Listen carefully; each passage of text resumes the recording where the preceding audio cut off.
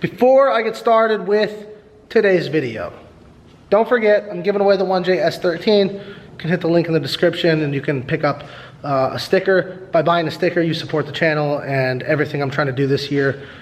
I wasn't even sure if I was going to compete this year, but thanks to just the funds that have become available from the people that have participated, it looks like it's going to be possible. So we're going to VIR for the big Pro-Am US shootout. And you know, you can enter for free. One time you can enter for free. Details are on the website. But when you buy a sticker, it really helps support the channel. So shout out to all of you. New parts are coming this week. I keep saying that because people keep telling me the parts are going to be here, and they are not here on time ever. So they're coming. Enjoy today's video. Oh my gosh, I'm finally home from Kentucky. Let me explain the video situation, the last video I uploaded, and why it was like taken down. I uploaded it on the way to Kentucky, or right before I left, I uploaded it, and then I realized that I had accidentally leaked somebody's phone number. Sorry. And then on YouTube, you can like go in and like chop out parts of your video if you like forgot to take something out or something. So I did that, and usually it takes about 15 minutes. And it re-edits the video and then it's all good. Well, that never happened, and I was just running into problem after problem. So I took the video down and then just re-uploaded it completely like 3 days later, and it was a big hassle. But I'm finally back. Going to Kentucky really fucks up my schedule of uploading videos. But now I'm back on it, and I came home to, I'm guessing, I don't even know who sent this. There's no note. It was just from Amazon. And these are fire extinguisher mounts. The quick release tabs, which is really cool. So whoever sent that, shout out to you. Big thanks. You knew that I needed that. And then also Brisk USA sent me some spark plugs, and a little bit on the expensive side, but from what I am reading and seeing, this is the way to go. So we're going to test them out on the dyno this week. So shout out to Brisk. Thank you. Appreciate it. I'm actually going to have one of their employees who's actually going to help me this year, and I think maybe crew for me. Not 100% sure yet, but I think it's going to happen. He's one of their employees, and he's flying out on Wednesday. So when he gets here on Wednesday, I'm going to have him talk about the plugs and some of the advantages of running their plug versus like a TR6 or a TR5 or whatever. All right. Just got home. The shop's, it's a mess.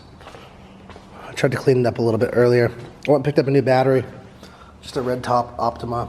I had a few people tell me that the yellow top's better, blah, blah, blah. It's got a 3-year warranty. It's got 800 cold crank amps. I think this is gonna do fine. I'm not really tripping. If it doesn't, well then I'll buy a yellow top, but this was like 60 bucks cheaper.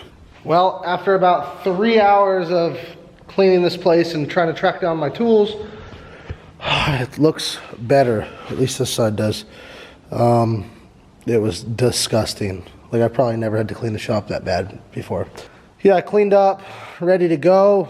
Like I said, I got a friend coming to town. He's gonna help me out big time with the car. And I just wanna have a nice clean workspace for us to get down and get as much work done as possible in the short amount of time that he's here. I never have anybody to work on my car with me. Like, you guys see it all the time. Like, I just work on my car by myself always. And it's really unmotivating and like not that fun. Sometimes I enjoy coming out here by myself and cleaning, like I just did, and listening to music.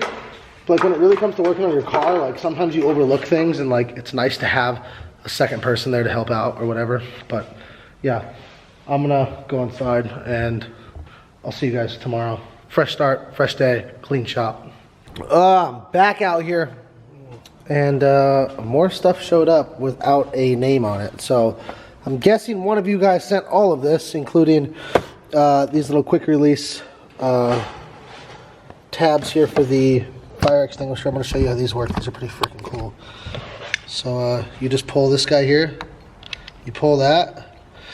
Let's hold it this way. Pull that, and it lifts up and slips out. So this goes in there, drop down, pull out, it locks. So that's going to sit on here like this and be bolted somewhere in the chassis. So I don't know who sent this, but you're awesome. The fact that you paid attention to that and then sent it over is awesome. So thank you. I'm gonna try and find a location to mount that. All right, so I'm gonna show you guys how I'm gonna set this up. Underneath here, there's 2 spots where basically a clamp fits perfectly. And there's even a little lip to kind of hold it so it can't slide. There's even like a little lip so it can't like slide off. Can't really see it, but anyways, so we got 2 of these. We'll just get this set up right there. And we'll get this one set up right here, like so. So we got a fire extinguisher, and I'm not sure. I think I'm gonna go like this. So this slides through right to about there. So we just want to make sure that this is on all the way. It's in a good spot.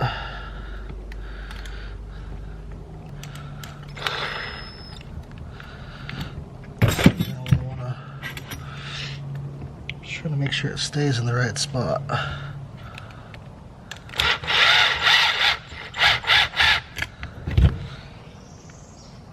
That looks pretty good.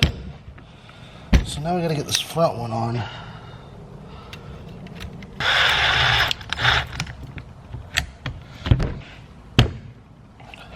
Alright, so now that we have this thing set up, like I showed you before, it's super simple. I'll set this here so you can see. So this will sit in the car like so, and in case of a fire, I'll pull this and the fire extinguisher comes off. I'm going to put it back on and just slip it right back inside this little joint here, pull this out, push it down, lock it, and it's good. Very simple. So I've decided the way I'm going to mount this, instead of putting a nut and bolt through it, I'm going to riv nut it on the center of the tunnel.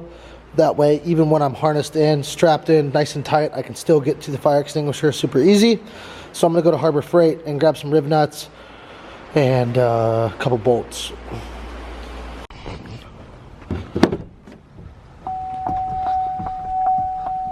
Oh, you're going to come with me? All right, up front, come on, front and center. Good boy, you ready to roll?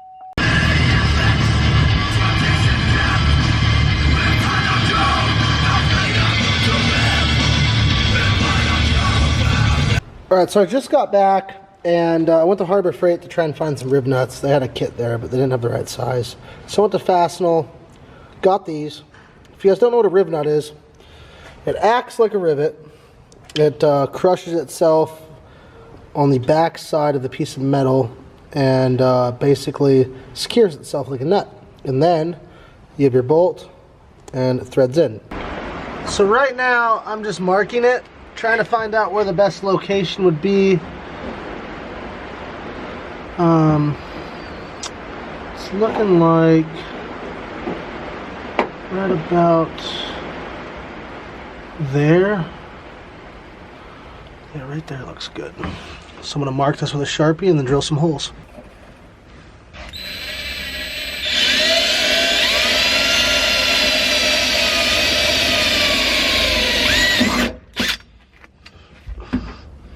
What do you want? Give me 1 second.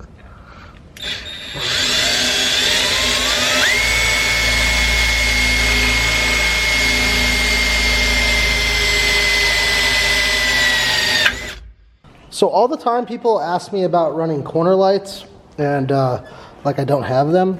I've had them this whole time. I'm going to show you guys why I don't run them as of right now. So basically you have this little tab there and a tab on top. So this one clicks in down here, which it doesn't actually do that, and then that one runs a little bolt through it. The problem is they don't fit good with these fenders at all, and I've really been trying to like refrain from shaving my fenders, but at popular request, we're gonna put corner lights in. Well, I hope everybody's happy. It's in there. They don't fit the greatest, that's why I didn't like them, but it's there. So I guess I could throw the front bumper on so you guys can see what it looks like with the bumper. Okay, it's not attached, but if I hold this up like that, that's what you get. So now I'll throw on the other side. It's you want to know who's going to be happy about this? Ryan Literal. Ryan Literal is a huge advocate of corner lights, and I always just told him he's a bitch, but here I am now being a bitch, putting in corner lights. So you'll have to tag him on a photo of this or a picture or whatever.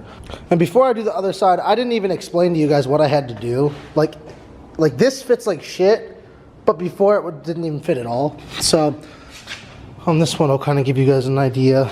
I don't know how this one's gonna fit, so we'll try and put it up there first.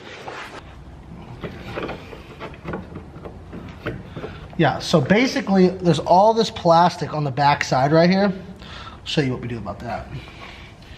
That plastic is useless. So we just get rid of all the plastic on the back that's interfering. Basically almost blind through the corner light, and that will give us enough clearance to hopefully fit this thing.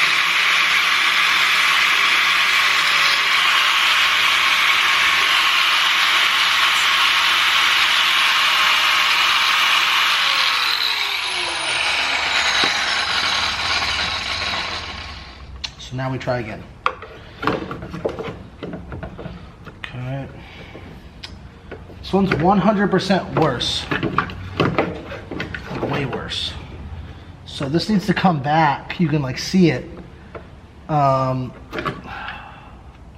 don't know, 1/4 inch.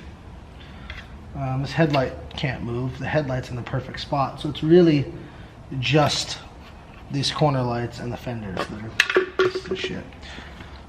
So I'm gonna grind some of this fender off.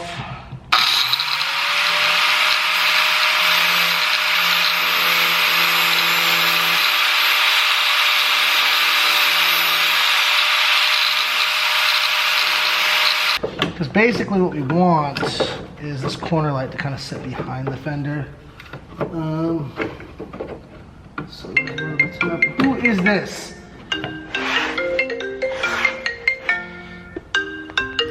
Well, this side fits even worse. I did a bunch of cutting, more than I wanted to. You know, it is what it is. Doesn't look that good, but it's on there. So now I have corner lights. I know most of you probably don't even give a shit about this, but to the ones that really like corner lights on cookies, here you are. Hope you're happy.